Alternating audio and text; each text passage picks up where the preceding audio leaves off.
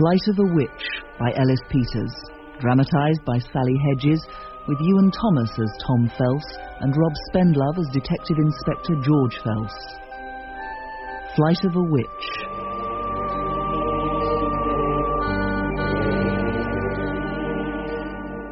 The Hallow Mount. There are some places that attract evil, that have an atmosphere of ancient wrongdoing, of a malevolence, that seems to seep out of the earth and infect the very air we breathe. An idea which my dear brother George would have dismissed with contempt. The world's a rational place, Tom. That's what police work's taught me. Apply the rules and everything slots into place, like a jigsaw. It's just a question of finding the right pieces. And being myself a mathematician, I was, for the greater part of my pig-headed youth, inclined to agree with him. Until... Heaven help us. Listen to this. In the 17th century, the superstitions of the past were largely due to poor education and the ignorance of the lower classes. Ignorance spelt with an S. Terence Wiggins, lower fourth. Right in one. Haven't come across that one yet. You will. Until the time when I found myself in a remote town in the Welsh borderlands, in the early autumn of 1966, the newest member of staff at Commerbourne Grammar School for Boys. Insufferable snob to boot. You should know, Godfrey. How are you settling in, by the way? Oh, fine, thanks. In the process of looking for a more permanent abode at the moment. Probably end up as a policeman. What? What are you talking about? Terence Wiggins, right little Nazi. Somehow it didn't seem the right moment to mention the existence of my detective inspector brother, stationed with the Birmingham police. You should try Fairford. It's where I am. A blissful 2 miles away from this madhouse. Any connections in the area, have you? No. Well, try the Old Forge. I've heard Arthur Beck's looking for a lodger. Beck? What's he like? Oh, middle-aged, retired schoolmaster. At pains to appear eccentric, you know the sort? Oh, don't I just? No, definitely not the moment to mention George. Trust me, brother mine, there's not one unsolved crime to block my copybook, and do you know why? Because I always follow the rule, look at the facts, and trust the facts, Tom. And then you'll find the truth staring at you, right in the eye. And I suppose to be fair, I should warn you. Beck's got a daughter. Really? Yes. Uncommon handsome. 18 years old. And by the name of Annette. Annette? No. Annette. Old form, 16th, 17th century-ish. Oh, really? Yes. Died out quickly, though. Most of them got burnt. What are you talking about? Witches. Annette, Janet, that sort of thing. Right name for her, if you ask me. And brought up as George and I were in the prosaic, materialistic world of our very respectable, hard-working parents, and with similar outlooks on life. Look at all this malarkey in the newspapers just now. Woman meets spirits in out-of-body experience while on operating table. I ask you. It was small wonder I was unprepared for what hit me, in this strange, far-flung place on the very boundary between commonsensical England and the mystical Celtic land of Wales, as though astride a line between two worlds.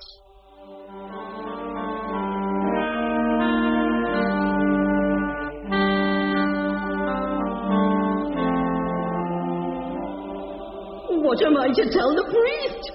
That my girl Tabitha says she were only gone a morning, when everyone knows it were a full sun night. Oh, they'll burn me at the stake for a witch if I tell them that. I were lost, Mother. I tell thee I were lost. I don't remember what happened. For a whole week. On the Harrow Mount. Oh, what did the earth open up and swallow thee? Tis true, Mother. All I can hear in my head's chanting. Strange words. Oh, 'tis the devil's work, my girl. Tis very peaceful, Mother. Oh, Tabitha, thou'rt not the same. Where's my daughter gone? Thou'rt a look of someone dreaming of. Tabitha, Tabitha, answer me.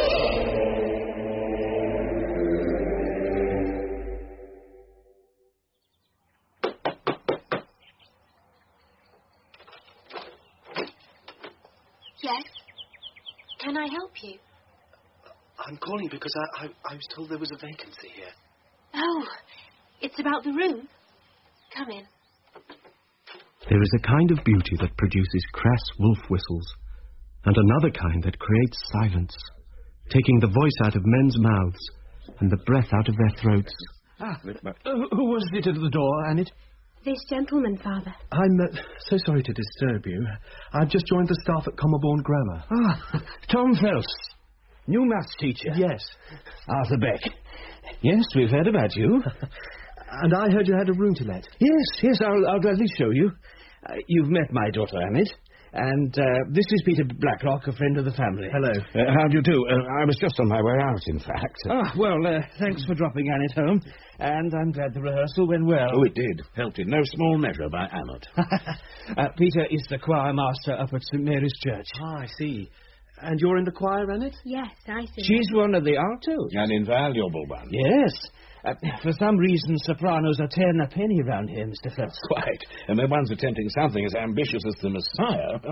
But I really must be off. Of course. And good luck with it. Good night. Goodbye. I'll see you out. The room is this way, my good fellow. And it works for the Blacklocks up at the hall. Mrs. B is our local lady of the manor. You know the type. Rolling in it and up to her neck in charity work. And it's lucky to work for her. They take very good care of her, you see, Mr. Felse. Never let her come home alone. Always send her in the car. Though today the chauffeur's off duty, I suppose. Now, here's the room. I accepted it on the spot. Mr. Felse, isn't it? Would you like a lift? Well, that's very kind of you, Mrs. Mallandine. Miles' dear mother. But don't worry. I promise not to ask you how he's getting on. It's a deal. Do you mind if I call you Tom? After all, you're almost in loco parentis to my brat. What brings you out this way? I've just been on a quest for suitable lodgings. Oh, and like all true knights, found your desire? You could say that. From your direction, I divine you've just come from the Becks. Am I right? Well... We're a very close-knit community round here. What do you make of them? Very pleasant. And you saw Annette, I presume? Yes. Her father's very careful of her. I noticed. Though he's not so mad as he seems, considering the way she looks. Very, unusual, yes. Extraordinary, even. Not only in looks. There was an incident last spring. She was discovered, with my blessed offspring, at Commerbourne Station. Apparently, they were about to run off together. Bill, my husband, he discovered them there quite by chance, cases packed, on the very point of boarding the train. What a shock. Oh, absolutely. For everybody concerned. He just grabbed them, delivered Annette back to her father, then shut himself in the living room with Miles. Didn't get much out of him, I understand. I kept out of it, made a cheese souffle. Seemed no sensible thing to do. And is he still... has he got over it yet? I don't know. Getting over Annette might be quite a lengthy convalescence, don't you think? It well might. Still, he's trying for Cambridge next year, so that'll keep him busy. Oh, I hear he's going camping with you next weekend. Plus, 30 juniors? Heaven help you. We're only going a couple of miles from the school. We'll survive. Oh, drop me along here by the travel agents, would you? I've got to see about some maps I ordered. Listen, you won't take them on the Hallow Mount, will you? The Hallow Mount? Why not? I don't worry too much myself, but some of the others might. You weren't thinking of going there, were you? Well, no, I wasn't. Too exposed for October. I was thinking of just taking them along the West Lynn Valley. Good. Fine. There's your gin and tonic. So, do you think the head will expel Graham Meredith? It's highly likely. Mrs. Jones doesn't normally take such drastic action, but Graham has had 3 disciplinary warnings already. And besides, there is a body of complaints from the parents. Talking of complaining parents... Oh, not Mrs. Morgan again. Oh, David's in your class, isn't he? Yes. Rather, no. I wasn't thinking of Mrs. Morgan. It was Mrs. Mallandine. Miles's mother. I've always found her very pleasant. No, she wasn't complaining. It was just that she gave me a lift from the bed. Oh, yes. You're not the first young master she's picked up. What? She's, a little bit flighty. Really? Well, I don't think she had any interest in me. At least I wasn't aware. So? She just made a rather curious comment about the Hallow Mount. Oh? Is there some incident I should know about? No, not at all. It's just that the place has several spooky stories attached to it. Well, not recent incidents. They're legends and myths from long ago. Like what? Goodness, I can't remember. I've never taken any notice of them. Godfrey's the person to ask. No, thanks. I don't think I'll bother. Already had enough of him, have you? I can't help but notice how the staff room empties when he comes in.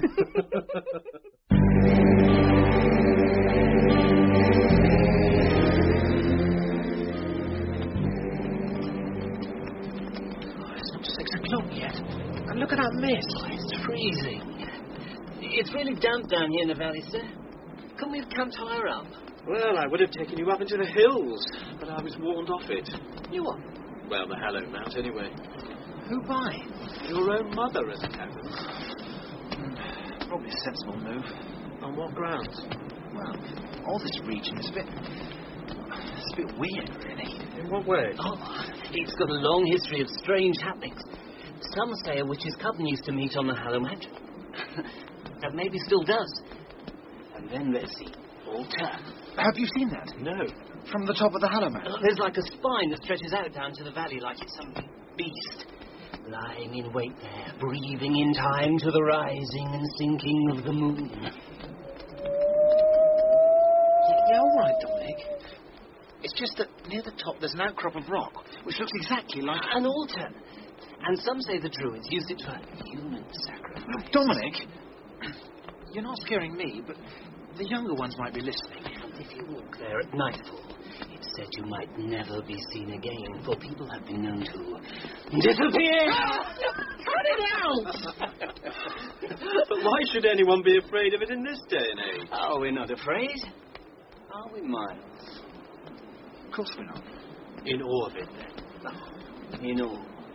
Yes. Yeah, in awe. But that's quite another thing, isn't it? Is it? Ah, Mr. Felse. Annette? You're going home to London for the half-term holiday? Yes. How did you know? Oh, my father probably mentioned it. Is that you, Annette? I'm just going out, Father. Well, your tea's nearly ready. I'll be back. Excuse me. Could I just get my raincoat? Oh, yes. Sorry. It's pouring outside, did you know? Yes. I like the rain. How long will it take you to drive home? About 4 or 5 hours. Well, you've got another hour or so before the light fades. Yes. It would be a good idea to... Goodbye, then. Bye. See you on Tuesday. And she went off up the lane. A few minutes later, I set off towards Commerbourne. As I drove, I glanced up towards the long, rain-dimmed hogback of the Hallow Mount. And just as the clouds parted and a quivering spear of light transfixed it, I was sure it was Annette I saw climbing the hillside and vanishing over the crest.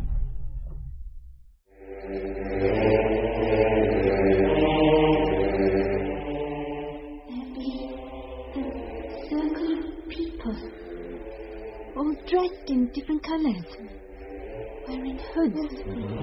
I cannot see their faces. And they be chanting all around. It comes from beneath my feet, from the earth. And they're leading me to the altar. And now giving me something to drink. And now the rock has moved. It opens up. And I go inside the Hallow Mount. Let me come to her. What is this foolishness? It's sorcery. She's bewitched. That's what she's talking of.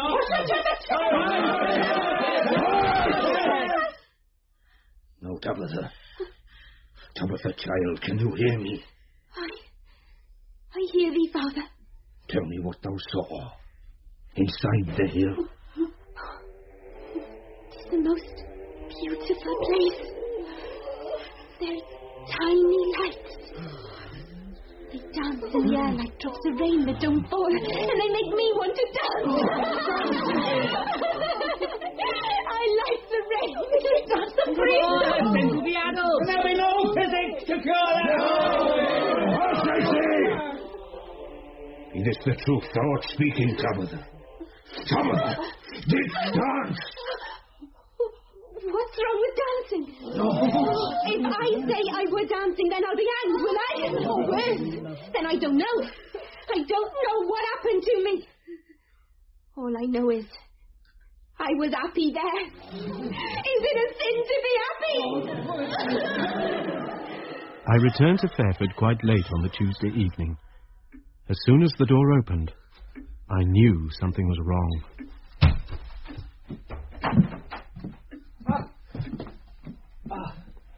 There you are, Felse.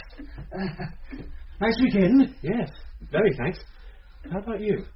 Oh, very quiet. It can get quite lonely here. You know, I've missed you. You're not on your own, are you? Is Annette working late at the hall? Oh, no. She's gone into Commerbourne with her friend Myra. There was some film they wanted to see. One of these 3-hour epics. I was slightly perturbed by Beck's strange edginess, and as I opened the cupboard to hang up my coat, something struck me. It's a warm evening. Very close. Did she go out in her raincoat then? What? Her usual jacket. It's hanging right here, but her raincoat's not. She didn't wear her heavy raincoat on a warm evening like this, did she? What? There's something not quite right here. It was raining on Thursday when I left, but it hasn't rained again all weekend. The roads were bone dry all the way. She isn't out with Myra, is she? What do you mean? I said she isn't out with Myra. What's happened? She never came home. Since? Since last Thursday. Have you told the police she's missing? No. You see, something like this happened. She tried to go off once before. And now again. People will say. They'll call her. I didn't want that. No more scandal. Not if I could avoid it. Have you looked for her? Yes. Oh, yes. What about Mrs. Blacklock? Hasn't she been wondering where her secretary's got to? Virginia's been away all weekend at some conference in Gloucester. She gave Annette the whole week off. If Annette came back now, no one would know. No one but us two. But it's 5 days. And no message, no letter, nothing. No, nothing. I saw her. Last Thursday when I left. As I was driving past the Hallow Mount, I saw her climbing the hill. I saw her go over the crest and disappear. Then we ought to go there. What? If that's the last place we know she was, there may be some clue. Yes. If there's anything to be found after 5 days.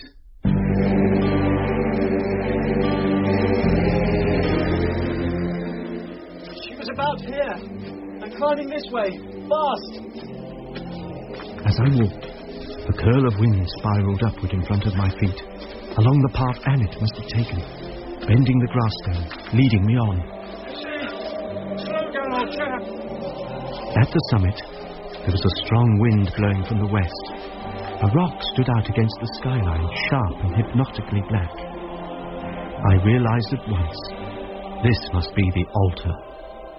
The wind drummed in my ears, and in its depth, there was a strange sound as though I could hear... Annette! My God! What's the matter? We came to look for you. Where have you been? When you went out, you say you've been for tea. Oh. I know I'm late. I went farther than I realized. Annette! Please! Aren't you supposed to be in London, Mr. Felse? Annette, what are you talking about? What do you mean? Why are you both here? Can't I go for a walk for a couple of hours without you following me? A couple of hours? What about the 5 days in between? What 5 days? And that was as much as we got out of her. She recited it over and over again. The same story. This evening, I left the house and went for a long walk over the Hallow Mount. I meant to come back round by the main road, but it got dark so quickly I changed my mind and climbed back over the top. It was Thursday when I left, and so it must be Thursday now. Look at the date on today's newspaper. It's Tuesday. 5 days have passed. Look! She couldn't be shaken from her story. And when we finally disbanded and wearily went to bed, I straightway fell into a fitful sleep. Why not, Joe? 2 hours. 2 hours. What are you saying? It can't have been 5 minutes. Giving me on local history, old boy, seeing as you're new to the area. Some say witches' coven used to meet on the Hallow Mount, and some say people walking there at nightfall have been known to disappear. Tis not witchcraft. Dost thou think I am a witch?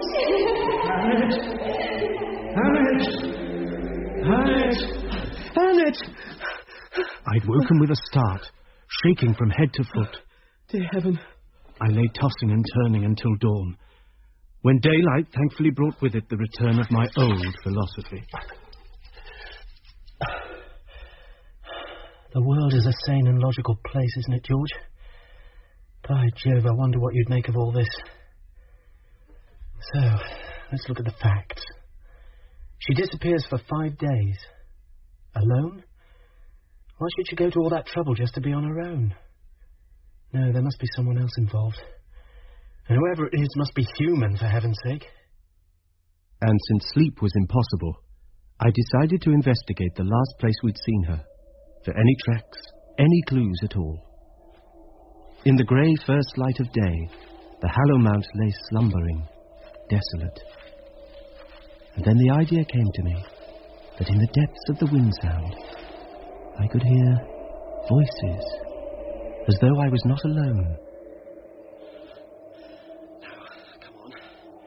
Don't start imagining things. Let's be rational about this. I surveyed the lie of the land to see if there were any obvious escape routes. And that's the most obvious one down there, at the foot of the hill. And, allowing myself only one glance back over my shoulder, I set off. Yes! That's the track that leads back to the road to Abbott's Vale. And from there to, well, to wherever she, or they, liked. Yes. I had to face the fact sooner or later. They, it most certainly had to be. Now, what can we see? I couldn't get a car along here. Blast! But that fall turned out to be fortunate. With my eyes at ground level, I could clearly see a single broad indentation in the grass. There was no mistaking the recent marks of motorbike tyres. It was only a possibility that it was connected, but if it was, then whoever she had been with owned or had the use of a motorbike. And I knew Mars Malandine fell into that category. You wanted to see me, sir? Yes. I won't keep you long. Sit down. You own a motorbike, don't you? Yes, sir. May I ask, did you use it this weekend? Yes. I went camping up on Capel Turig with Dominic. The whole weekend? When did you set off? Oh, about 5:30 on Thursday. And when did you get back? We went for the whole half term. Got back about 8 o'clock Tuesday night. Last night. Did you take your bike out earlier on Thursday afternoon? Say, round the track at the foot of the Hallow Mount? No, sir. Sir, can I ask, has this got anything to do with Annette Beck? Why do you assume it might? Well, her father rang my mother on Thursday evening, which was unusual in itself. But apparently he was fishing to know where I was. We concluded she might have gone missing again, and he thought I might be involved. Anyway, if she has, it's got nothing to do with me. I'd just like to make that clear. If this matter is about Annette, and I'm not saying it is, but you do realise you're bound to be the prime suspect, considering that first time? When you were discovered together on Commerbourne Station, I mean? Oh, no way. I don't want anything to do with that girl ever again, believe me. Why should I, Miles? She's a very attractive girl. Maybe, but not to me. Look, you might find this hard to swallow, but after that first time, I got some pretty strange, I don't know, warnings, if you like. No, I wouldn't go near her again. What sort of warnings? Messages, by post. They were all about keeping away from her. And one of them had... Look, you can laugh if you like, but... No, go on. Well, one of them had this weird symbol of some kind. And it was painted in... Well, it looked like paint, but when I examined it closer, I could swear it was blood. I see. How very disturbing. Yeah. Were these messages signed? No. I don't know who sent them. I don't want to know. They've stopped now, and I don't want anything more to do with it. I see. You didn't think to go to the police? I thought it was safer not to. I don't suppose you kept any of these messages, did you? No, I got rid of them. Look, I don't want anyone to... Can this be kept just between us two? You mean you didn't tell anyone? No. Not even your mother? No, it would have frightened her. All right, Miles. Thank you. You can go now. And don't worry. Thanks.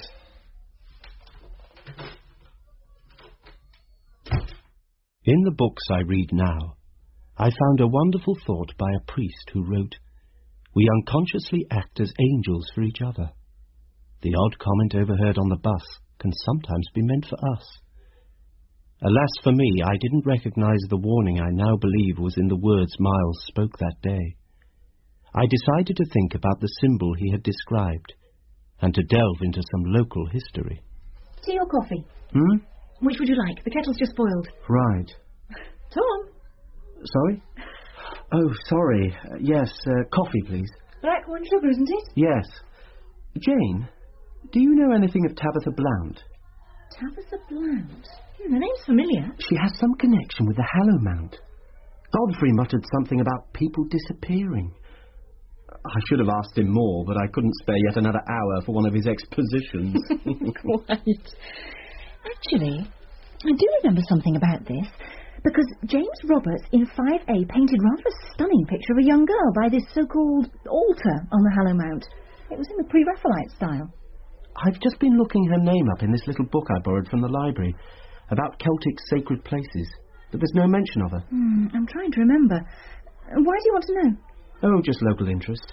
Not another car journey with Eve Mannendine, by any chance? No. Some of the boys were talking about local stories when I took them camping. Oh, I remember. She was a young girl who lived around here at the start of the 18th century. She vanished whilst walking up the Hallow Mount, but turned up several days later, believing she'd only been gone for a couple of hours. Did she have no idea what had happened to her? Oh, I don't think so. I've always dismissed that sort of stuff. Oh, you can't take it seriously. Tom! No, of course not. But I'd like to find out the rest of the story, if there is anything else. Who could I ask? I could talk to James Roberts. He probably knows. He must have researched his painting. I could ask him. Perhaps better not. Word might spread that you had a rather weird interest in the supernatural. It's easy for me, as I set in the painting project. I'll do your dirty work, but it'll cost you. Dinner? Now that makes my homework worthwhile.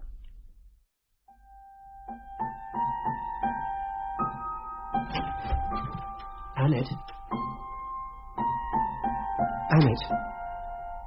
I want you to know that if there's anything I can do to help you, I will. I'd like to think you'd ask me. I don't need any help. I hope you won't, Annette, but I'm afraid you may. I feel it isn't over, and I don't want you to be hurt. Why should I be, Tom? I don't know, but I just sense... Annette, there's someone here who wishes to speak to you. Good heavens, George. Evening, Tom. This isn't a social call, I'm afraid. Are you Miss Annette Beck? Yes, she is. Miss Beck, my name is Detective Inspector Felse, and there's a matter on which I'm obliged to ask you some questions. What about? Whatever for? We'd better go into the living room, shall we? Tom, do you know the Inspector? We're brothers. In fact, I may need a statement from you too, Tom. Of course. Well then, what's this about, Inspector? Now, Annette, I want you to tell me how you spent last weekend. I can't do that. I think you can. I can tell you what I told them, but you won't believe me. Try me. I had 5 free days from Thursday. Mrs. Blacklock was going to a conference in Gloucester. I usually go to choir practice on Friday evening, but... He rang up on Friday night, Peter Blacklock. After choir practice. He was worried because she didn't turn up. I told him she had a bit of a cold and had gone to bed early. He rang again on Sunday morning after church to ask how she was. He's the choir master. So you weren't at choir practice on Friday evening. Where were you, Annette? I was home all Thursday afternoon. I remember I went out for a walk. And she told her story over again, just as she told us the night before. So you went up the Hallow Mount and vanished out of time and place. It's happened before, in the 17th century. Tabitha Blount. Good God, yes. Tabitha Blount. Mr. Felse, you must allow for the possibility of more things in heaven and earth, you know. How can we presume... Tell me, Annette, you were no nearer the underworld than, say, Birmingham, were you? No. Birmingham? What's all this about? Why should she be in Last Birmingham? Saturday night, around shop closing time, a young girl was seen by 2 witnesses standing on the corner of an almost deserted street in Birmingham. She seemed to be waiting for somebody, about 40 yards from a small but very exclusive jeweller's shop.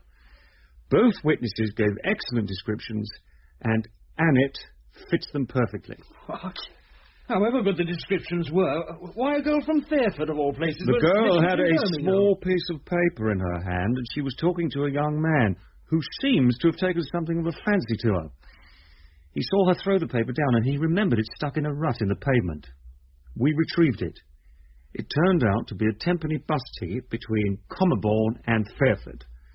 With that and the accurate description, it wasn't hard to pinpoint Annette as the girl.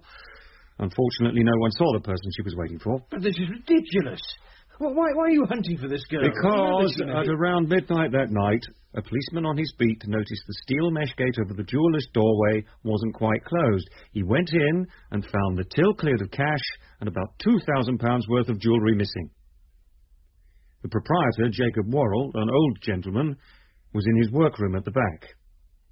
His head had been battered in with a heavy silver candlestick. He was dead. And I was just in time to catch her as she fainted. Yes, of course. Let's put her on the couch, Tom. No, don't put a pillow under her head. Keep it flat. Was taken inside. What? She said. Dr. Lloyd? Lost. Mr. Baker. I cannot find... What? What can't you find, Annette?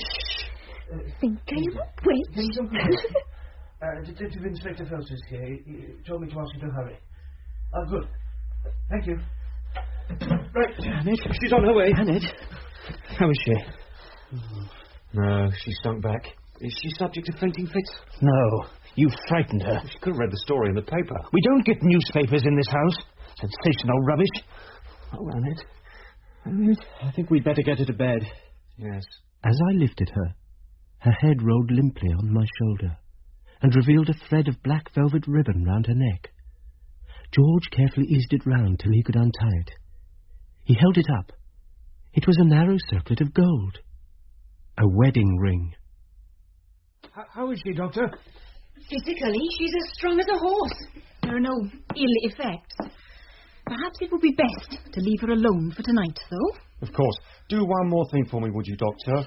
With your permission, Mr. Beck, I want to put a constable on guard here in your house. Yes. I'd be obliged, Doctor, if you'd stay here with Annette until he arrives. I am on call. Oh, very well. I'll go back to her. But I hope your constable won't be too long. I'll be off now, then. I shall have to take this ring with me. Do you understand? Yes, take it. Don't let her out of the house, and she must speak to no one but us. You'd better telephone Mrs. Blacklock in the morning and say Annette is still unwell. Yes, that would be best. Now, I'll need a good recent picture of her. Yes. I have one in my wallet here. Right, thank you. You'll have it back. And if you'll excuse me, I'd like to go back to Annette. I'll see you out. I can hardly believe this. I'm actually in one of your investigations. Why didn't you let me know you were coming? Oh, very unprofessional. Besides, I didn't want to give Miss Beck any prior warning. You don't really suspect her, do you? I suspect everybody till I've good reason not to. With rather short on suspects for the boyfriend, she's led such a protected life. Anything more you can tell me, Tom? No. Except... Well, there is one thing. I went over to Hallow Mount yesterday morning early to see if there were any signs of a vehicle having been up there recently. I found tracks of a motorbike. It's possible someone might have brought her back that way the night before. There may still be a trace left. I could show you if you liked. First thing tomorrow. About 7 suit you? George, why the police guard? Where would she run to? I wasn't thinking so much of Annette running. This companion of hers has killed once already. He'll know we're investigating, and only Annette knows who he is.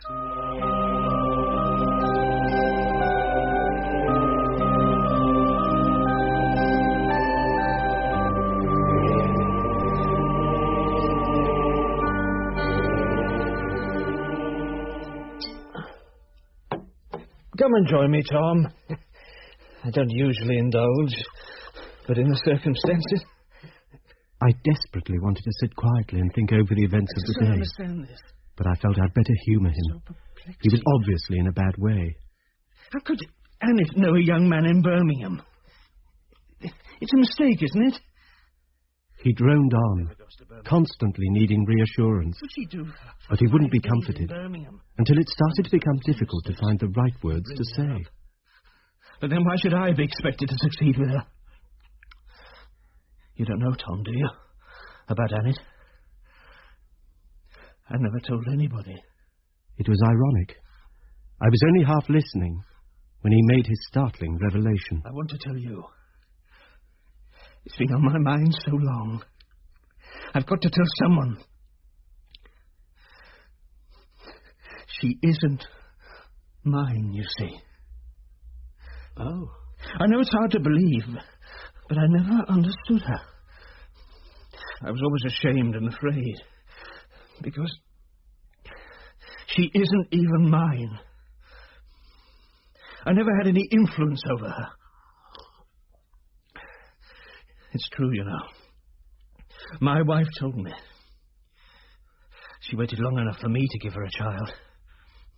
In the end, she got one where she could. She never told me who. And then she died, when Annette was only 3. One of those strange accidents that happen. Annette had run into the garden one evening, when there was a storm. She was always fascinated by lightning. And my wife ran after her.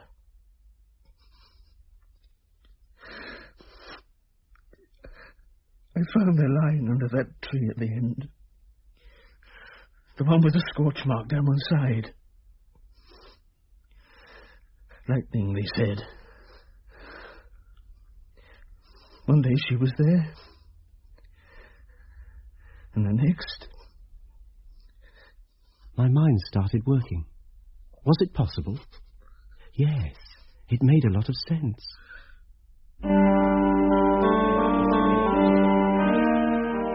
I finally got him to bed, and then spent another wretched night. Let me go! Let me go back! Still, I say! Jesus, help me! Quiet, boy! Take comfort! Now, Tabitha! Tabitha, look at me! Look at me and speak, I command you! What would Sammy do, priest? Pull out now, Tabitha! I am not Tabitha! She is gone! You call in vain! He can't be man!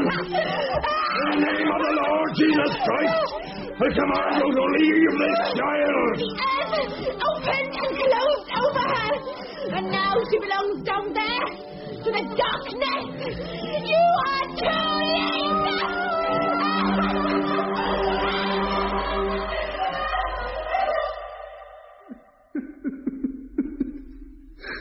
I never had any influence.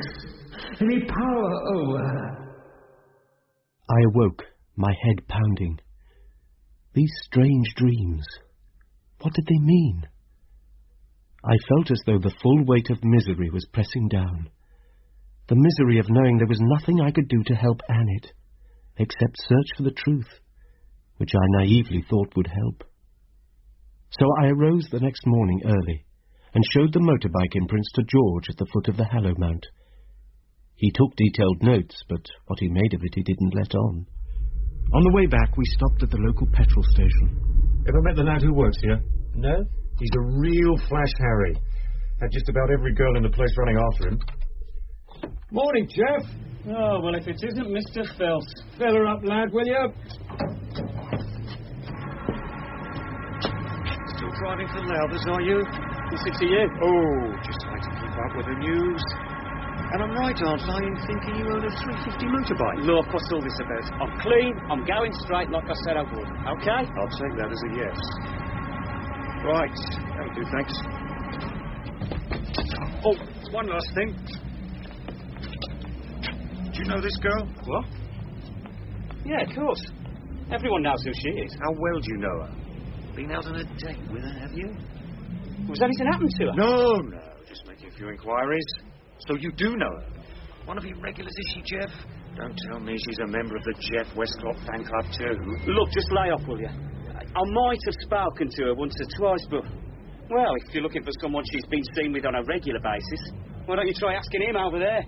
He nodded across the street to a young man in a leather jacket, who had just propped a heavy motorcycle at the side of the road. He had the look of a gypsy, tall and dark. Who is he? Don't you know him? Well, perhaps you don't recognise him out of uniform. He's often the whippling lads. You tell me that this is the thing, great fellow name. Oh, looked in an amused pool's eye. Right, thanks, Jeff. Keep the change.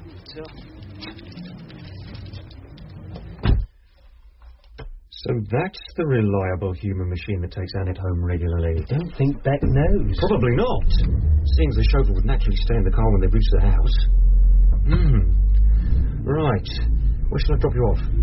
The school, if you don't mind. Time's moving on and I've got house assembly this morning. Roger. Now let me think. Annette gets escorted home every evening by Stockwood, the dashing chauffeur. Rarely goes out except to choir practice. And That's it! I knew I'd seen him before somewhere. Who? The youth you've just been speaking to at the garage. Jeff, what's his name? Westcott? Yes, him. I saw him the Friday before the half term when she disappeared. Outside the church, just as Annette was coming out. I happened to be on my way to the Red Lion for a drink. Yes, I remember thinking she looked strangely nervous when she was talking to him. I can't, so don't ask me. I was too far off to catch everything they were saying, but Jeff Westcott was looking very tense, I remember. It's not a good idea to be seen here. I wanted to step in and ask her if she was all right. But then Jeff turned, and he obviously saw someone coming out of the church, because he ran off. Was he bothering you, Anna? Oh, Peter. No. It's all right. He was... Hello there. How did the practice go? Ah, Miss Felse. It went very well, thanks. That boy took off like a bat out of hell. I think you gave him the fright appearing out of the shadows like that. Yes, these black cassets have their uses. I've noticed they make you virtually invisible at night. Great effect. I'm going for a drink. Would you both care to join me? No, thank you. I promised Mr. Beck I'd walk Annette home straight after choir practice. So Westcott does know her? Yes, pretty well it would seem. Right, thanks, Tom. Fancy a drink tonight? Fine. I'm working late, till 6:45. I'll pick you up from school then. Mr. Felse? Mr. Felse? Tom, have you got time for a quick cup of tea? I've got some news for you. Really? Tabitha Blount. Remember? We turned into the staff room, which fortunately was empty and sat in the far corner. The room was very warm and very stuffy, and I hoped my interest in Jane's information was sufficient to keep me awake. Curiously, Tabitha Blount was seeming less important, since Annette's disappearance was more likely to be explained by a liaison in Birmingham than a mystic experience inside a mountain. And yet, I seemed to want to believe Annette's story, although it contradicted logic and common sense. So I decided to corner Dominic. Dominic? Miles's friend? Tom, are you listening? I've just said James Roberts told me he got his idea from Dominic. Apparently he's always trying to scare the boys with his witchcraft stories. Pretends to have inside knowledge and claims there's a coven that meets on the Mount. Really? What else? Oh, Tom, you're completely hooked on this, aren't you? No, of course not. I'm just curious. Well, I had a good excuse to talk Dominic, as he was the prefect in charge of my house activities for the Christmas fair. He was rather suspicious at first, but I think he finally believed that I wanted to set an assignment on local legends. And then he wanted to be impressive, feel important. Does he think there's still a practicing coven up there? He seemed to. He was rather cagey. Probably thinks I want to join. I'll be a laughingstock in the school. Thoughts of Jeff Westcott receded as Jane told me the conversation, and I began to feel uneasy. The room, too, started to get chilly as the fire flickered. No, it wasn't my imagination, for as Jane spoke, she pulled her cardigan round her shoulders. In the 18th century, it seems that a sort of ritual took place at the altar on the Hallow Mount, with the participants encircling it. He said there were certain signs marked on the ground as well as on the altar, and the high priests chanted to invoke the devil. Sometimes there was a sacrifice. Human? Well, I hope he meant animal, but I didn't want to inquire too far. At a climactic moment, a rock would move on the mountain and reveal a path inside. This, it seems, is what happened to Tabitha. What? She went inside and disappeared. When she re-emerged, several days later, rumour spread quickly that she was a witch, and the local priest came to exorcise her. She talked about how she had danced, which was thought of as sinful in those days, and she'd seen lots of lights inside and heard voices. Her personality had changed, and it was said that a demon had taken possession of her soul, and that one day the real Tabitha would return. I shuddered, remembering my dreams. I had never thought myself susceptible to psychic phenomena. What was happening to me? It seemed as though I was under a spell. This was ridiculous. I had to get back to facts. Hard facts. Where did Dominic get this tale from? He wouldn't be specific. Just said all of the village children round here knew. It was folklore. Do you believe him? I do know that some of the older boys were found to be holding séances last term. Dominic was one, and Graham Meredith another. I told you about the disciplinary warnings. The third boy, Tim Pierce, left of his own accord. Apparently they used to meet up with some local teenagers from Commerbourne and frighten themselves with incantations. Thinking about it, it probably was copying the ritual that Tabitha Blount described. Again, that uneasy feeling. But I had to ask the question. Who were the local teenagers? Did he say? He only named one, and he became very frightened as soon as he'd said it. Annette Beck. At that moment, Godfrey came into the staff room, and I think he drew his own conclusions as he switched on the light and saw us sitting in the corner. Jane looked at me with a conspiratorial smile. I'd watch out if I were you. She picked up her books and said good night. I hurried to my waiting pupils, trying to put Jane's information out of my mind. But one thought kept asserting itself. Something I had forgotten. The ring. Was this a normal token of commitment to another person? Or was it a pact with the devil? Was she one of his brides? Whilst the 5 boys laboured over the maths I had set them, I remembered I had to meet George after I finished the lesson. It wasn't a difficult decision not to tell him what I had just heard. After all, it was probably only the imagination of a schoolboy, embellishing a tale which my sceptical brother would certainly dismiss. That's what I told myself. But deep down I knew my unsettled feeling had more to do with Annette and my irrational need to protect her.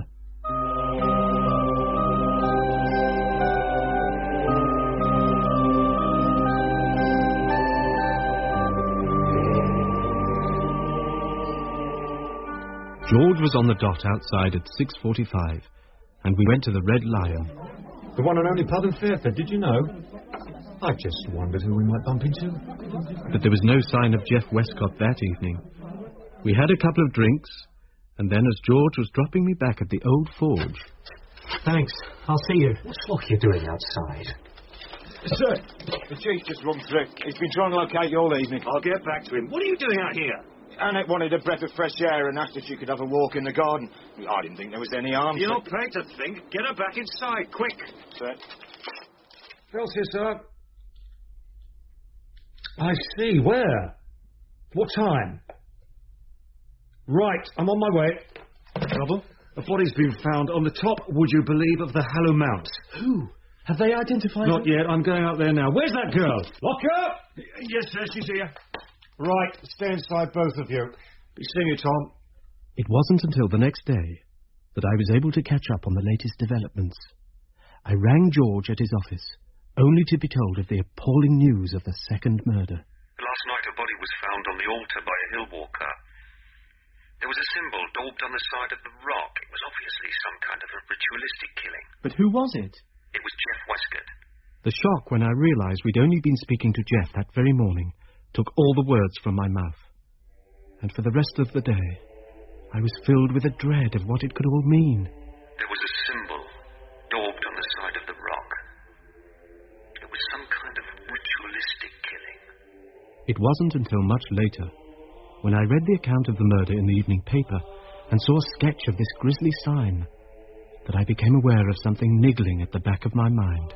I got some pretty strange warnings, if you like, and one of them had this weird symbol.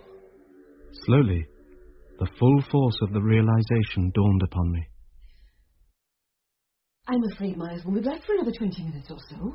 Would you like some tea while you wait? There's some in the pot. Lovely, thanks. It was just I had a couple of things I wanted to ask him. He's one of the few people who've had any real contact with Annette, and... Let me stop you, Tom. Because I know you're referring to when they were caught at Commerbourne Station. And I think you ought to know it didn't happen. Not quite as I told you, anyway. Everyone thinks they're running away together, but Miles never tried to go anywhere. With or without Annette Beck. But they were picked up at the station, with 2 cases and 2 tickets to London. Yes, 2 cases. But both of them were Annette's. Both of them? But your husband would have known, surely. Oh, my husband. Bill doesn't know his own shirts. I could filch a tie out of his drawer and give it him for his birthday and he wouldn't know. Why didn't Miles explain and clear himself? I don't know. I never asked. When Bill discovered them and jumped to conclusions, Miles did nothing to enlighten him. Nor did Annette. At first I thought Miles had bought the case specially for the jaunt. But I started to unpack it and discovered they were all Annette's clothes inside. I just didn't understand what was going on. Did you confront Miles? No. He seemed cut off. Very uncommunicative about the whole thing. I didn't want to come over as a prying mother, so I kept it to myself. I see. So only Miles, and you, knew that he was covering up for whoever she was running off with. Eve, do you realise what this might mean? I'm just beginning to. If it wasn't Miles that time, could it be? Yes. It could, couldn't it? It could be the same person. And anything Miles knows, anything, may be vital. Anything she may have said to him, a name, or anyone he saw her with. Hi, Mum. Oh, yes. Oh, hello, sir. Miles, I just dropped in to have a word with you, as a matter of fact. It won't take long. I leave you to talk. I must put this letter in the post anyway. Thanks. Have you seen the evening paper, Miles? No. Well, you may have already heard, but a body's been found up on the Hallow Mount. Oh, God. Who was it? A youth by the name of Jeff Westcott. Did you know him? Vaguely.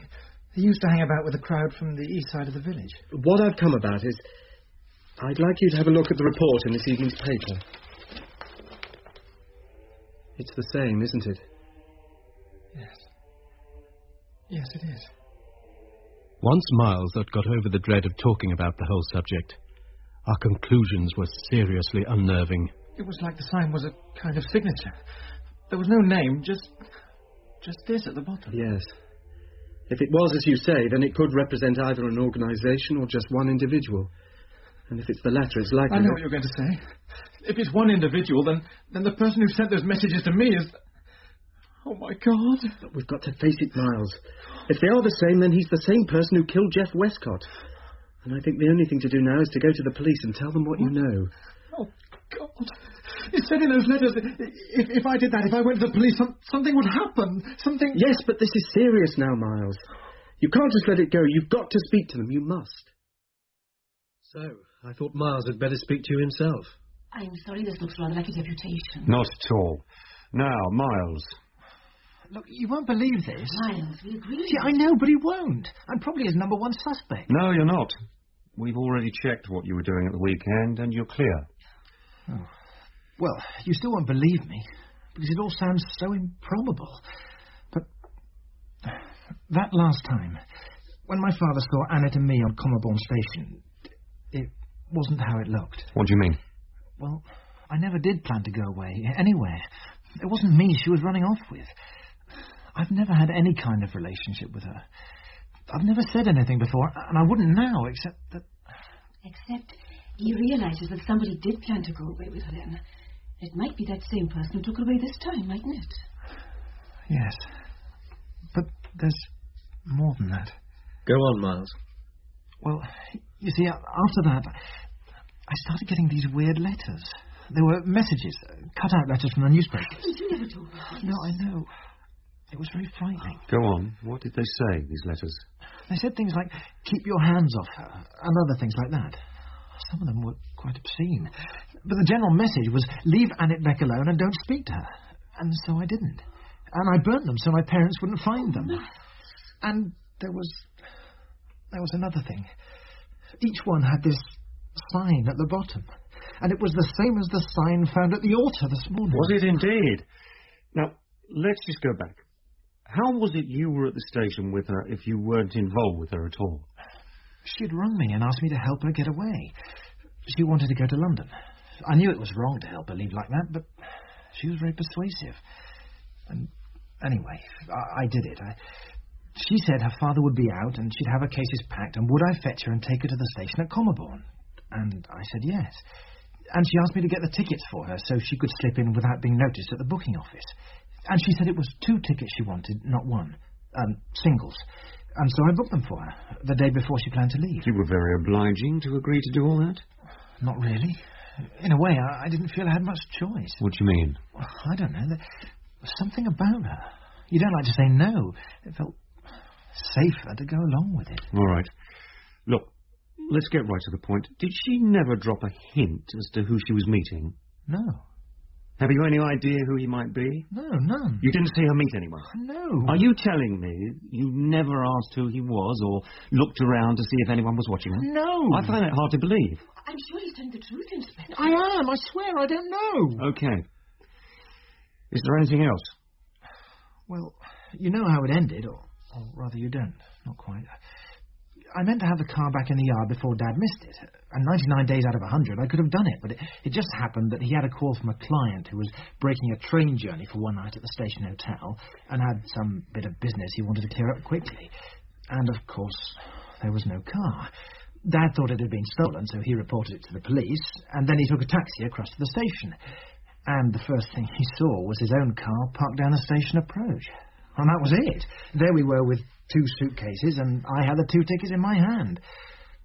Actually, he was damn decent, considering. And Annette never gave you any clue? You never noticed anything? No, nothing. All right. Well, thanks for coming in. I may want to contact you sometimes, so leave your number with the sergeant at the desk. Of course. Good night, Inspector. Good night. Oh, come along, Miles. We'll go home.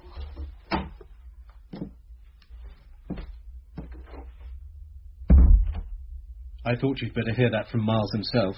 Yes, quite. The thing that links Miles and Jeff Westcott is they both knew or had been seen with Annette Beck. Miles was warned off and he took heed, but Jeff Westcott was more unreliable, less impressionable, and therefore more of a risk. What are you suggesting? That Jeff Westcott received a message like Miles? It's possible. Let's go over the facts. The one she was running off with must be from round here because of the tickets. He was going to board the train in Commerbourne. It's far more likely she'd get involved with someone she saw often. Someone close to home. And these black magic signs. Either he's using this hogwash to lead us off the scent, or it's serious. In which case, we've got a real nutter on our hands. Was this the moment to tell George about the information Jane had gleaned from Dominic? Even if he didn't believe there was or had been a coven meeting on the Hallow Mount, he would be forced to interrogate the boys, and that would cause untold problems at the school. And what of Annette?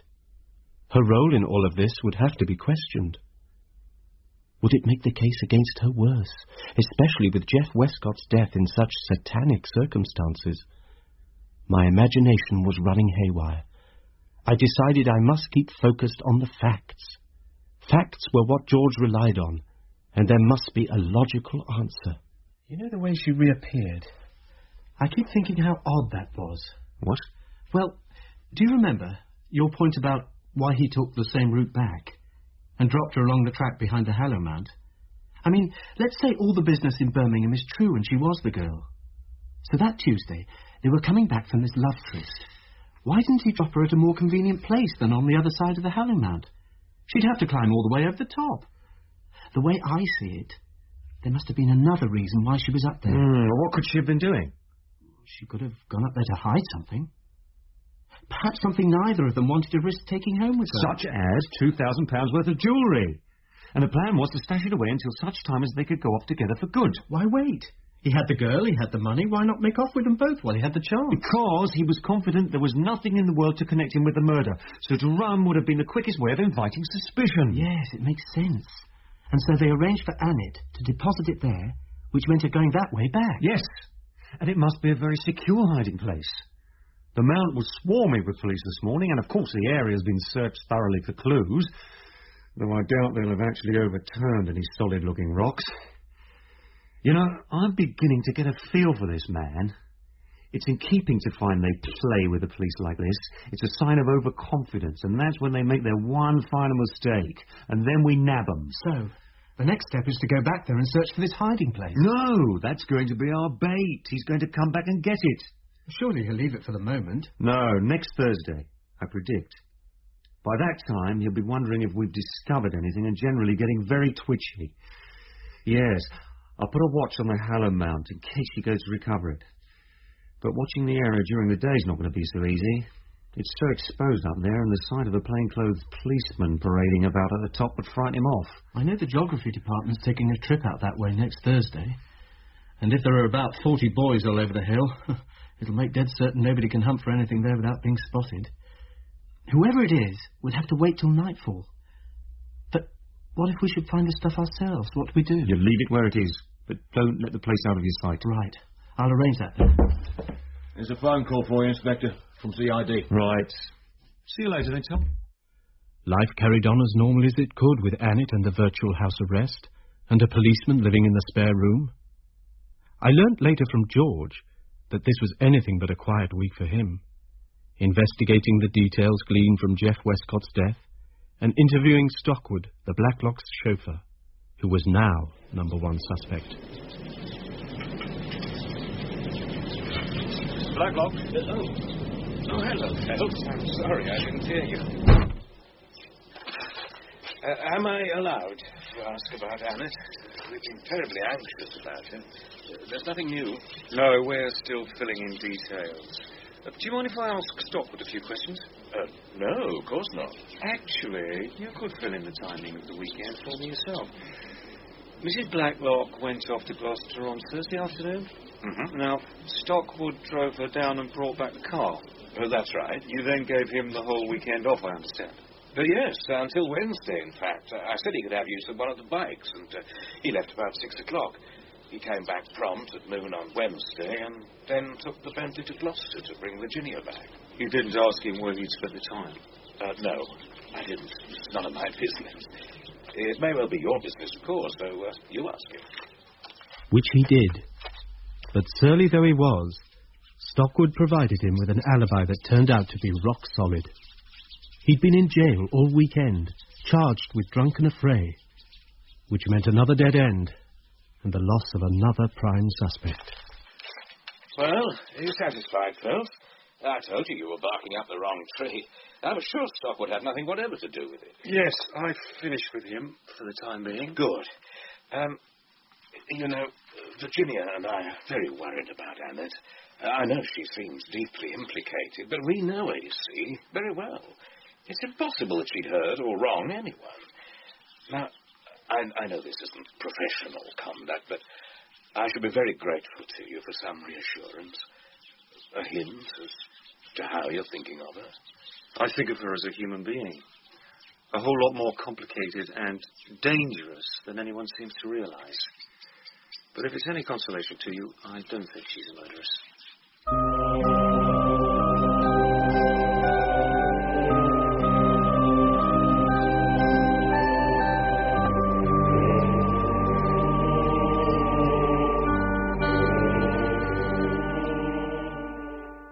The following Wednesday, I got a phone call. It was George proffering the olive branch. He told me the inquiry was now focusing on where Annette and her companion could have stayed over the half-term weekend. And the investigation team had narrowed the possibilities down to 2 old friends of Annette's. We discovered today the first one is a no-go. She lives in lodgings with 3 other girls and the landlady's on the premises too, so we could cross that one off. The second one's more hopeful. The girl's name is Mary Clarkson, and she lives in a first-floor flat in a quiet back street in Birmingham. And if I had a nice, presentable young man like you along with me, I think questioning her might be a little easier. It was the day the geography outing was to take its stand on the Hallow Mount. And as I happened to have no lessons on a Thursday, I was quite free.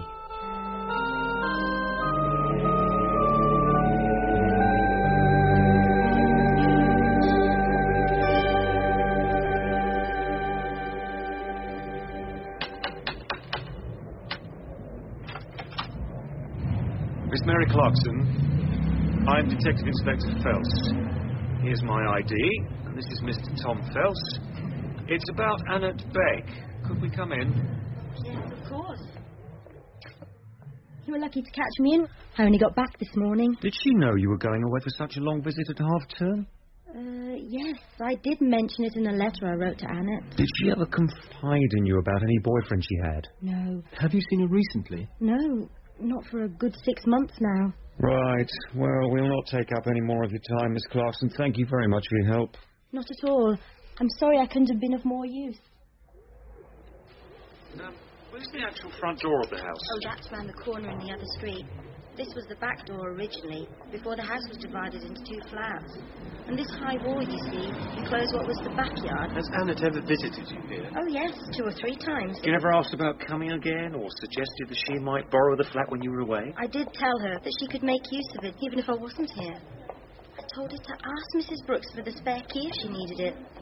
And I think I mentioned it to Mrs. Brooks, just in case she came. I think we'd better have a word with Mrs. Brooks. You really think? Yes.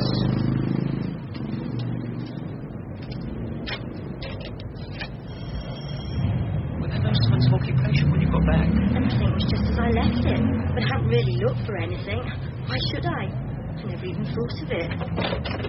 Mrs. Brooks. Oh, there you are, my dear. I was hoping you'd look in during the day sometime. Your friend was here last weekend. I got the key. That was all right.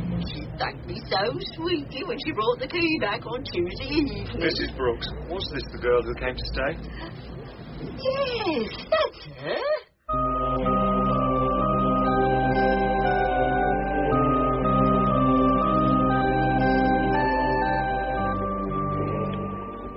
It just shows you how isolated you can be, even in a major city like Birmingham. A widow of 71 with no relations, groceries and laundry delivered, doesn't take a newspaper. I felt strangely unsettled by the realization that she hadn't spent the 5 days lost inside the Hallow Mount. And just our luck to strike the only uninquisitive landlady this side of the equator. But the truth was so ordinary, that she'd run away with a boyfriend. I suppose somebody in the street must have seen them. The entrance is private. A motorbike could lie there in the yard and not be seen. But as yet, no mention or glimpse of a man. Well, that's not surprising. The old lady's window's facing the opposite way, watching TV most of the time. The fact she didn't see anyone doesn't mean much. And that's as far as we've got. Now, I've got to be on my way. Mrs. Brooks promised to ring me if she remembers any more details, so keep your fingers crossed. Hello, that's you, Tom? No, sir, it's me, Duckett.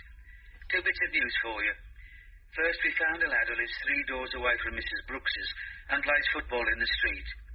He kicked the ball over the wall into Mary Clarkson's yard on Friday morning and let himself in to fetch it. He says there was a motorbike propped on its stand inside there, a BSA 350. Bingo! He didn't collect registrations. Unfortunately, no. The second thing, Mrs. Brooks had an afterthought. She says there was mention of a man. Yes? She says when Annette Beck fetched the key on Thursday, she told her she'd probably be having a visitor during the weekend. Said he had to be in Birmingham, so I'd be looking in to see her. Tell me. And she said, now this will shake you, she said it would be her father.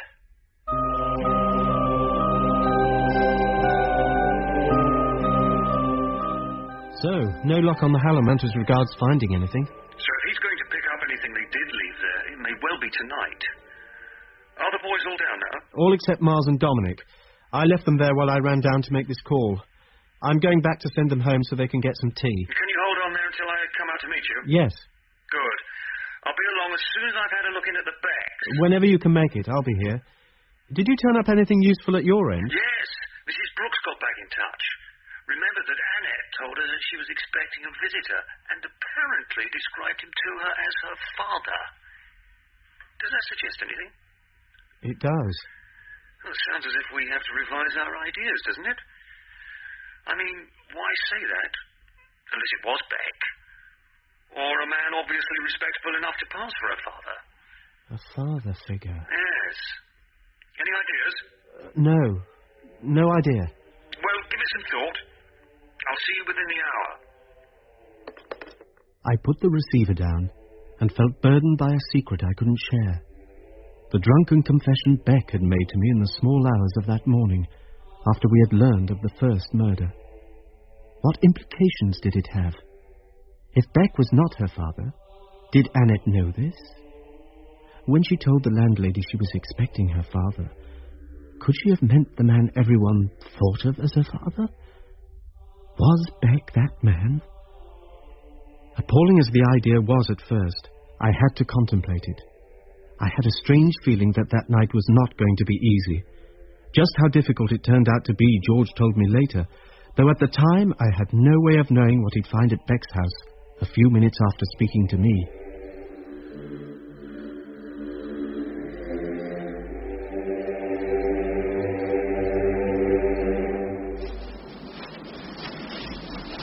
Annette!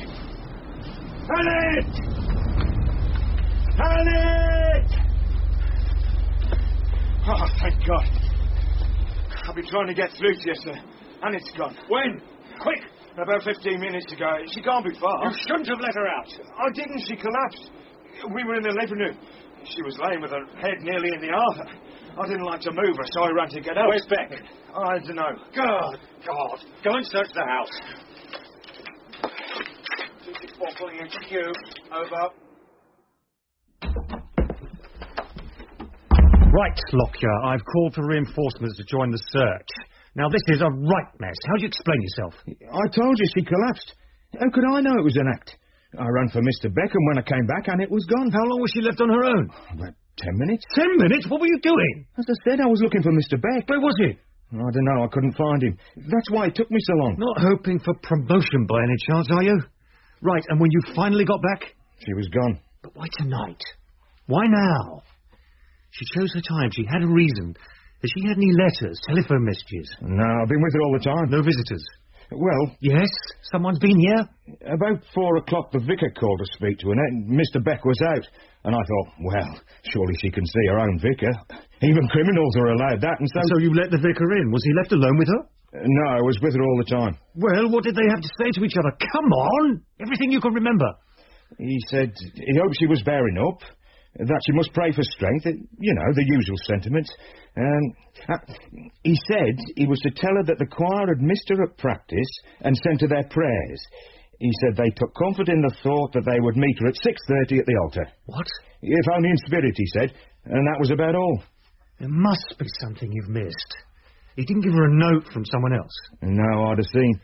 Anyway, she seemed as though she was frightened Tell of me it. again what he said. The choir had missed her. They sent her their prayers, and they would meet her at 6:30 at the altar, if only in spirit. 6:30. At the altar? Oh, my God! 6:30, what's the time? It's 20 to 7. Come on, Lockyer, follow me. I know where to look. Get a move on. Where are we going? Top of the Hallow Mount. Top of the... What's she doing up there? She's gone to meet her lover, or her murderer, in all likelihood, if we don't get there in time. Who do you mean? 264 to HQ and proceeding to the Hallow Mount. Repeat, the Hallow Mount. Reinforcements follow me there. You think it's the vicar? Hold on! The road finishes here, I'm going to go as far as I can. Oh, finished! That's it. Out. Quick! Tom's up there as well, and on his own. Come on!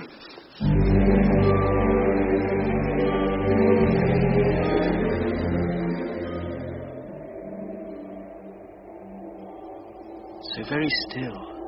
Not a sound. Such a peaceful place. Somehow up here it doesn't seem so strange anymore. They lived in the same house. She called him father. But they both knew there were no blood ties. Love could blossom, I suppose, like the plants on this windswept hill. They found some way of nurturing the little life they have, and no one suspects. No word is spoken, and the silence guards them. 6:30. Come on, George, where are you? It was then, with the spell broken, that I became aware of a sound that had been hammering at my senses unnoticed for some minutes. It was coming not from the Fairford side, but from the direction of Abbott's Vale. I moved out to the edge of the slope and saw the small glowworm of a headlight weaving its way up, drawing steadily nearer until close beneath the altar it halted. The tiny light went out, and a dark figure detached itself from the motorbike and began to climb the slope. Suddenly, a tiny pool of light snapped on from a pencil torch. I could see the black outline of a small briefcase, but nothing more. Then he carefully opened the case, and I saw the glint of gold in the torchlight. But instead of gold, his right hand picked out a revolver. There was someone else coming. The figure with the torch and the gun turned round, and as he did so, in that instant, I saw and identified the murderer of both Jacob Worrell and Jeff Westcott. Peter! Peter! Oh, Peter! Anna. Oh, I thought you weren't coming. I came as soon as I could. You knew I'd come. Peter Blacklock. We've got to hurry. The bike's down below. If we can get an hour's start, we can shake them. They won't look for us westward. But you haven't even got a coat. You can wear my wind jacket. Now, come on. Hurry. They'll be after us soon. Annette, don't listen to him. Don't go with him. Don't. Oh.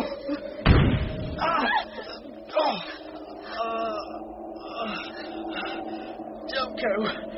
You didn't kill anyone. Don't let him make you go. Annette, go on ahead. No, don't! It's all right, Tom. Don't shoot! Annette, please. Get away.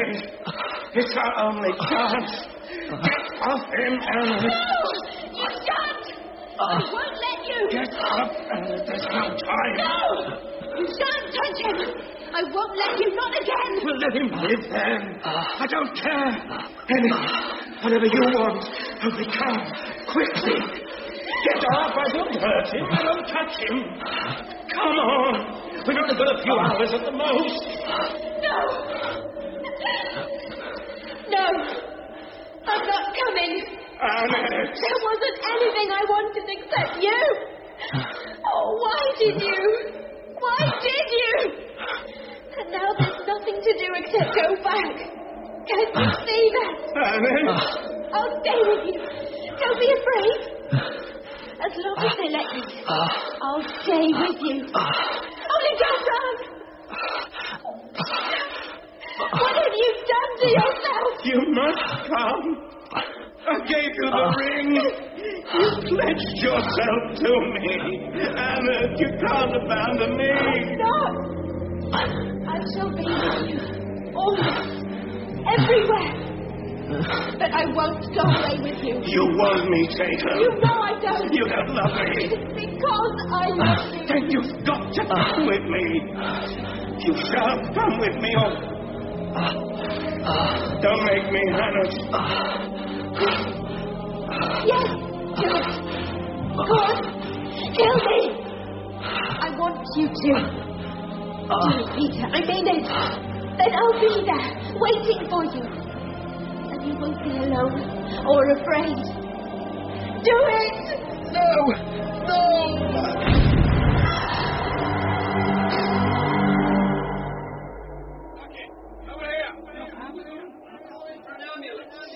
See what you can do for Tom! No! She never meant to. She wasn't going to. It's all right. She only went there to persuade him to give himself up. No, she's dead. She's dead. She's safe. All right. Annette! Hello, Tom. Feeling stronger? George. I've come to help stop these nightmares you've been having. Nightmares? What nightmares? I've been given permission to come and tell you what happened that night. They said they thought the truth would aid your recovery. What? The night on the Harrow Mount? You lost a lot of blood, and I don't think you were conscious of all that happened, were you? No. Annette's safe, Tom. She's at home with her father. But the gunshot? That was Peter Blacklock. He turned the gun on himself when he realised the game was up. Peter Blacklock, yes. I remember seeing his face in the torchlight. Of all people. It rather took me by surprise, I must admit. Of course, by committing suicide like that, we'll never know the whole truth behind the way his mind worked. But we've enough solid evidence now to close the files on the jeweller and on Jeff Westcott, too. He killed him, then? Why? He was obviously disturbed, though on the surface he appeared completely normal. We found writings in his room in the manor. It seems he was obsessed. He couldn't bear the thought of any other man being with her. So when it became known, for instance, that Miles had been at the station with her, he sent him those warning messages to really scare him off. And it worked. There was no reason for him to worry as it happened. Miles had no intention of making a play for her before or after that escapade. But Peter Blacklock didn't know that. Perhaps Annette had let drop some complimentary comment about Miles. It doesn't take much with obsessional paranoia to set it off. And the same for Jeff Westcott? Yes, except Annette had been seen with him once or twice. Peter Blacklock was obviously a very dangerous man. The obsession with her grew, and it seems she fell in love with him. But there was more to it than that. He seemed to have some power over her. What do you mean? It was as though she would do whatever he commanded. When he realised we were guarding her closely, he disguised himself as the vicar and made sure Beck was out. We think now he'd been watching the house pretty constantly, and so he managed to speak with her, though, of course, because of Lockyer's presence, it all had to be in code. But she understood, and because of that, she went ahead and carried out a plan of escape there and then. Whether he actually did practice satanic arts or just used such stories to maintain an influence over her, we'll never know. The secret's gone with him to the grave. Certainly Annette will never be the one to say. And it was Annette who hid the briefcase? Yes, she hid it, then walked over the crest and came face to face with you. But she can't have known what was in the case. He can't have told her. All she knew was he told her to hide it, and so she did. But the night after she disappeared, I thought Blacklock had rung up on that Friday night to inquire about Annette's absence. That was another part of his cunning. He divided his time very delicately. On Thursday, he took Annette to Birmingham. On Friday at dusk, he left her there and came back to choir practice and went through that little performance of inquiring after her, offering to go around and see if she was fit to have visitors. And then he went back to her and stayed with her until Sunday morning. What happened on Saturday night, you know. Whether it was planned or not is still uncertain.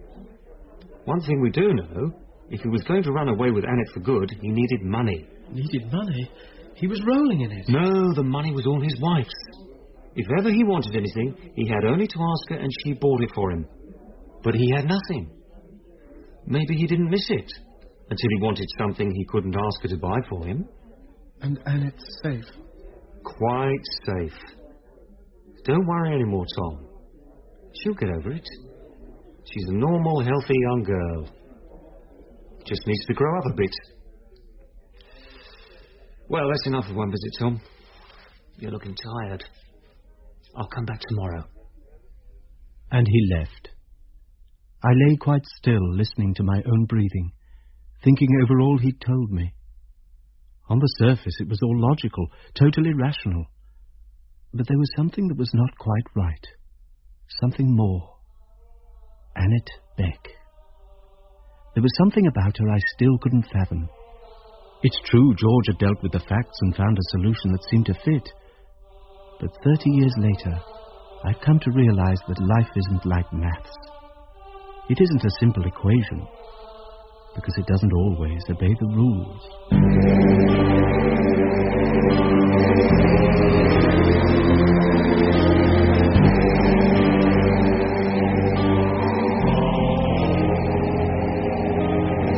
I'm here, Peter. I've come back. I said I'd never leave you. And now, we'll be together. Always.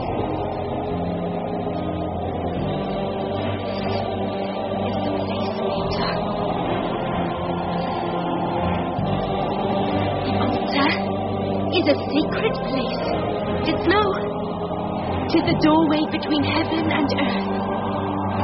If ye lie here, quite still, at midnight, and look straight up into the night sky and call 3 times to the spirits, they hear thee and come down to thee. It's true. I've always known it. Thy blood was spilled in this place. You will hear, and you will come. And then you can claim my spirit for yourself. And we will live again in a new life.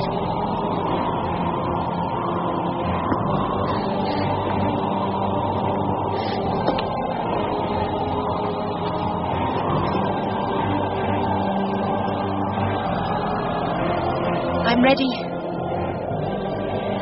You can come now. I was lost, Peter. Lost. But now, I'm found.